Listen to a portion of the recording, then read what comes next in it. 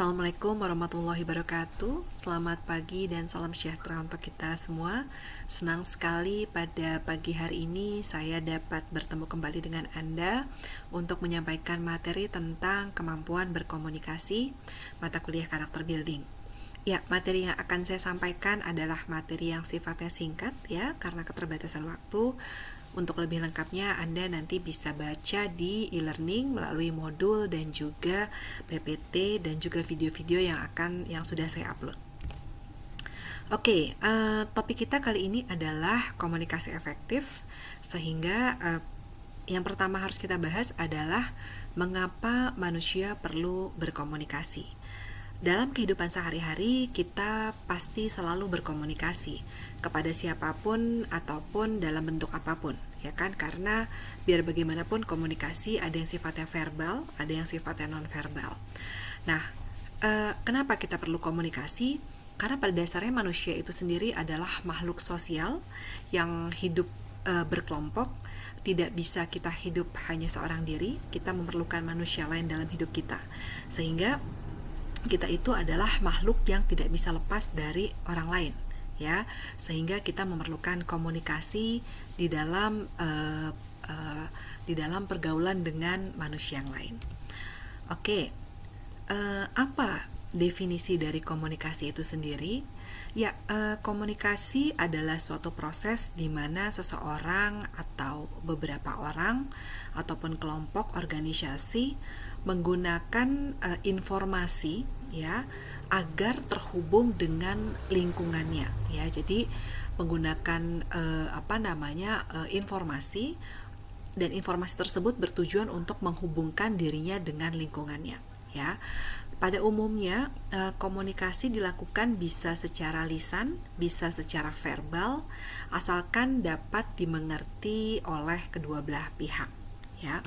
Nah, secara terminologis komunikasi dapat diartikan sebagai pemberitahuan suatu pesan dari satu pihak ke pihak lain dengan menggunakan suatu media. Jadi ada satu pesan yang disampaikan kepada pihak lain agar pesan tersebut tersampaikan dengan menggunakan media. Media itu bisa banyak hal ya. Bisa jadi misalnya tulisan, bisa jadi dengan suara dan lain sebagainya. Bisa jadi dengan gerak tubuh dan lain sebagainya. Karena pada dasarnya yang namanya komunikasi itu bisa dilakukan secara verbal, misalnya dengan suara, dengan kata-kata, dengan percakapan, non-verbal misalnya dengan gerak-gerik tubuh ya, dengan kemudian kalau misalnya ada yang tunarungu, kita bisa lihat ada bahasa tersendiri. Nah, itu juga salah satu komunikasi nonverbal ya. Nah, unsur-unsur komunikasi yang pertama adanya media atau saluran yang digunakan untuk menyampaikan pesan sebagai sarana komunikasi. Yang kedua adalah adanya komunikan atau receiver ya. Pasti yang namanya komunikasi harus ada pesan, penyampai pesan ya, dan juga harus ada orang yang menerima pesan tersebut, atau kita bisa katakan ini adalah komunikan atau receiver, penerima pesan.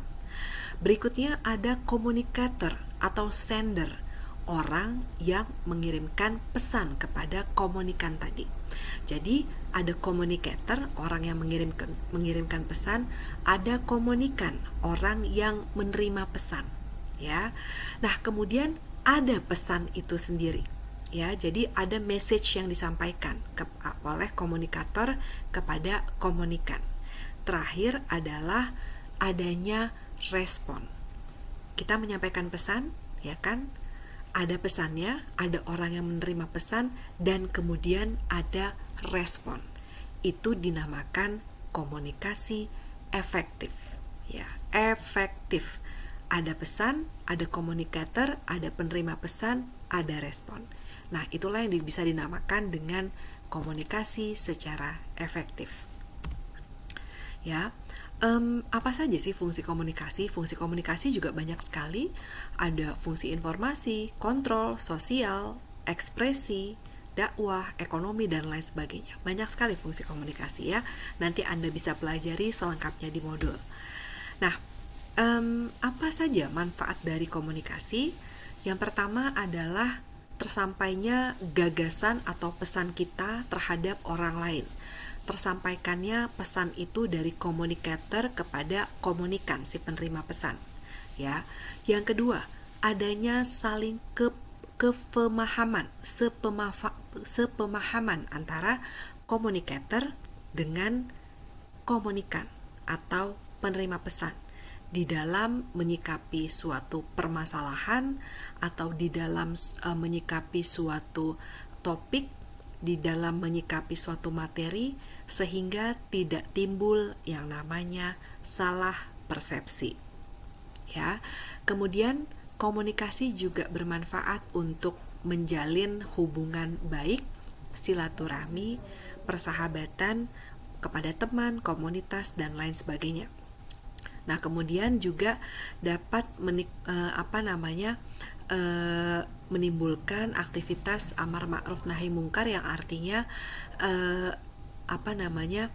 membawa manfaat untuk sesama, ya, sehingga bisa menciptakan hal-hal tertentu yang ingin diwujudkan. Kira-kira seperti itu, ya. Nah, ini adalah contoh komunikasi verbal, ya, mungkin pembicaraan melalui surat menyurat, presentasi, dan lain sebagainya. Dan komunikasi nonverbal itu biasanya melalui isyarat, gerak tubuh, dan lain sebagainya. Nah, kita akan masuk kepada materi kita tentang komunikasi efektif itu sendiri, ya. Bagaimana suatu komunikasi dikatakan efektif? Nah, itu yang tadi saya bilang, harus ada unsur-unsurnya terlebih dahulu. Ada komunikatornya, penyampai pesan, diterima, ada pesannya, pesan yang disampaikan itu ada penerima pesannya, komunikannya ada, terus ada respon.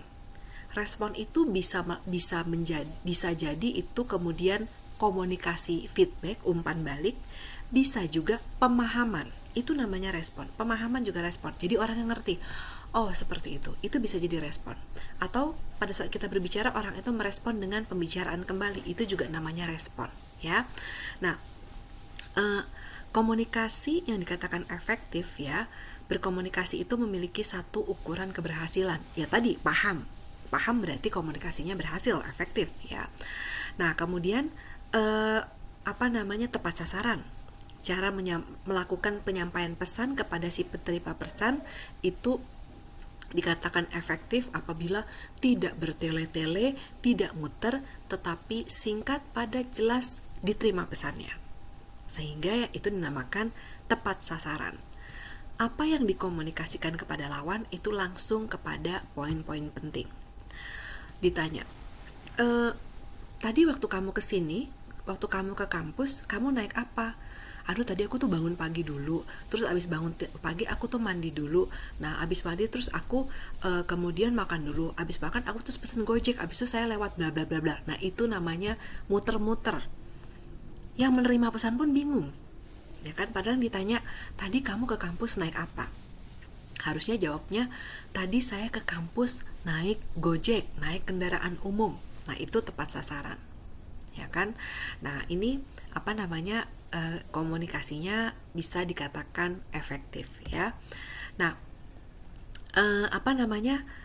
ini yang tadi, ya, komunikasi yang dikatakan efektif juga bisa suatu komunikasi dikatakan efektif juga kemudian memperoleh persamaan persepsi terhadap pesan yang disampaikan. Yang ditanya A, jawabnya juga pasti A. Yang ditanya B, jawabnya juga pasti B. Yang disampaikan pesannya tentang A, yang diterima pesannya tentang A. Itu namanya efektif. Kalau yang disampaikan pesannya itu adalah tentang A, yang diterima pesannya tentang C, nah itu dikatakan tidak efektif, komunikasinya gagal, ya.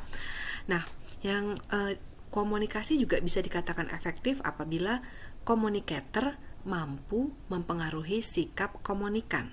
Misalnya gini, mohon Anda semua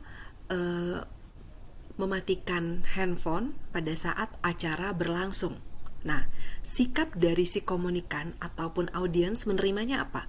Pasti mereka langsung mematikan handphone, ya kan? Kalau misalnya komunikator ngomongnya gini, karena acara sedang dimulai dan acara ini adalah acara yang penuh hikmat, saya rasa akan perlu kesunyian dan lain sebagainya bla bla bla. Intinya adalah semuanya jangan berisik, terutama alat komunikasi harus dimatikan. Tetapi nggak ngebicarain itu, bicara yang muter-muter. Pasti sikap audiensnya gimana? Pasti ada yang nge-silent handphone, ada yang enggak nge-silent karena nggak ngerti apa sih yang disuruh sebetulnya.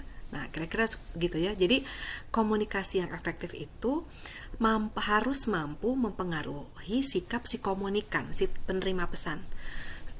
Mbak, tolong ya ke warung beli cabai. Ya. Nah, itu terus si Mbak pergi ke warung, yang dibawa pulang, yang dibeli adalah cabai. Nah, itu namanya efektif. Ya, jadi berhasil mempengaruhi sikap si komunikan ya. Nah, kemudian terjadi hubungan sosial yang baik ya, dan juga ada terjadi respon kedua belah pihak dalam berkomunikasi ya. Nah, kemudian ada 5 prinsip yang harus yang harus diperhatikan dalam cara berkomunikasi. Yang pertama adalah prinsip ini kita sering sekali menyebutnya dengan REACH, respect, empathy, clarity, audible, dan humble. Nah, pada saat kita ingin melakukan komunikasi efektif, kita juga harus menanamkan prinsip ini. Yang pertama adalah respect. Respect itu kita harus bisa menghormati lawan bicara kita. Tidak mungkin kita melakukan suatu komunikasi tetapi dengan sikap sombong, dengan sikap menantang misalnya. Pasti yang ada penolakan dari lawan bicara kita. Ya kan? Contoh, Anda ingin menegur seseorang yang merokok di tempat umum yang di situ ada larangan merokok. Menegurnya dengan keras, yang ada, hey, jangan rokok di sini. Lihat nggak sih begini-begini? Yang ada pasti apa? Yang ada orang kita tegur itu bukannya mematikan rokoknya, malah marah balik ke kita. Misalnya seperti itu. Tapi kalau kita misalnya menghormati, Bapak, mohon maaf, di sini ada tanda sign dilarang merokok. Apakah bisa Pak pindah tempat atau lain sebagainya? Pasti respect dari si komunikan. Oh iya, saya mohon maaf dan lain sebagainya. Rokoknya dimatikan. Kira-kira seperti itu ya. Empathy itu kita harus melihat lawan berbicara kita itu. Prinsip ini biasanya banyak sekali diterapkan pada saat terjadinya suatu permasalahan, di mana kita juga harus bisa memposisikan dia di mana tempat dia berada. Artinya, saya berkomunikasi seperti ini, saya harus bisa menempatkan posisi saya kalau saya menjadi dia. Sehingga pembicaraan kita itu tidak melulu masalah egoisme kita, prinsip cara pandang kita yang benar dan lain sebagainya. Jadi yang dicari di sini adalah bagaimana win-win solutionnya kira-kira seperti apa, ya. Clarity itu ada kaitannya dengan tepat sasaran tadi. Jadi clear. Jadi semua yang disampaikan itu biasanya jangan terlalu banyak basa-basi, harus clear ya, dan juga tepat sasaran. Pesan yang saya ingin sampaikan adalah A, mungkin sedikit pembuka boleh, tapi kita lebih banyak membicarakan A tadi sehingga si komunikan itu yang menerimanya juga A ya. Dan terakhir adalah humble. Kita tetap harus bisa rendah hati pada saat menyampaikan suatu pesan, pada saat menyampaikan suatu argumen, pada saat menyampaikan suatu pendapat.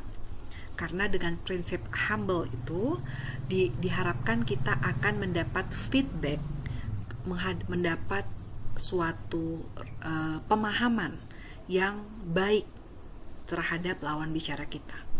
Jadi memang harus ada sikap-sikap REACH ini ya, prinsip-prinsip ini. Nah, terkait prinsip REACH ini nanti Anda bisa baca selengkapnya di modul. Nah, itu ya tadi tentang komunikasi efektif, sekilas yang bisa saya sampaikan. Semoga bermanfaat. Sampai bertemu di modul berikutnya. Terima kasih. Assalamualaikum warahmatullahi wabarakatuh.